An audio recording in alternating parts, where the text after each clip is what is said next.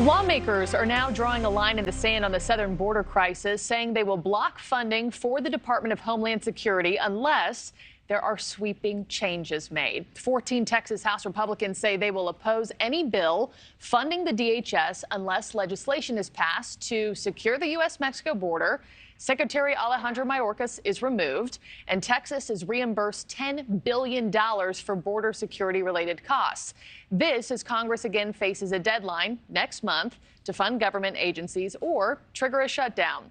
Joining us now is Congressman Keith Self, a Texas Republican, who is one of the 14 who's part of this effort. Congressman, thanks for joining us.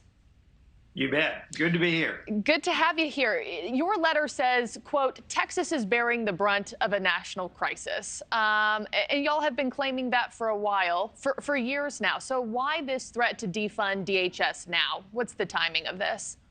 Well, this Congress has been in session now for 7 months, and nothing has changed in Washington. We have done nothing to slow down the spending of the federal government. We've done nothing to close the border. In fact, the Biden administration policy on the border is an open border, and Texas is bearing the brunt of it. So this is the time. Washington only responds to pressure or money. This is a step that we must take to make a difference in the border situation in Texas. Yeah. And speaking, I mentioned right off the top the possible looming shutdown. Does this demand for sweeping changes at DHS only increase the likelihood of a government shutdown? And do you care? Well, there are other ways to handle this. We're looking at continuing resolutions, so I won't speak to that. But I will tell you that Texas is adamant that we close the border because the entire nation now understands what an issue this is. We've moved a minuscule amount of illegal immigrants to the big Democrat cities.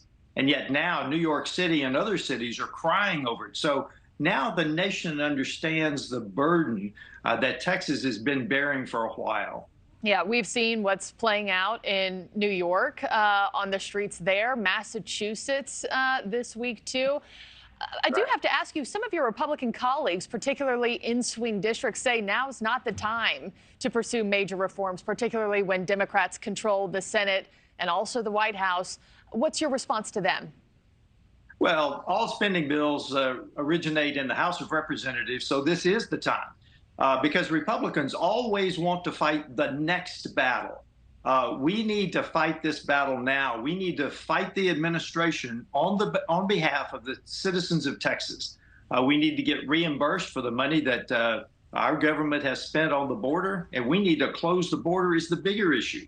We need to get a handle on the border, and the Biden administration will not respond to anything except pressure and money, the threat of money.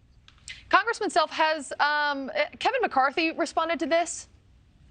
Not that I know of. Not that I know of. But remember, Congress has done a lot of this already in H.R. 2. We passed a very strong border bill earlier, which is part of this letter. We simply need to follow through with that letter, H.R. 2, that bill, H.R. 2, to make it part of what we want done. And if Speaker McCarthy turns to Democrats to get a funding bill passed, I mean, then what?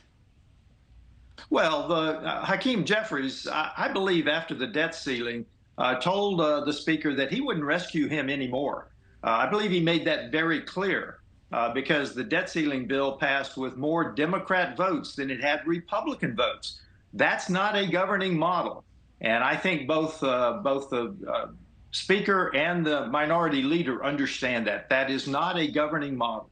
Yeah, well, as we've certainly watched what's started to play out in the Northeast, every state is now a border state. I know states like Texas, states like Arizona are saying, yeah, now you get a small taste of what we've been dealing with down here. Congressman Keith Self, we'll check back in on this one. Thanks so much for joining us. Thanks a lot.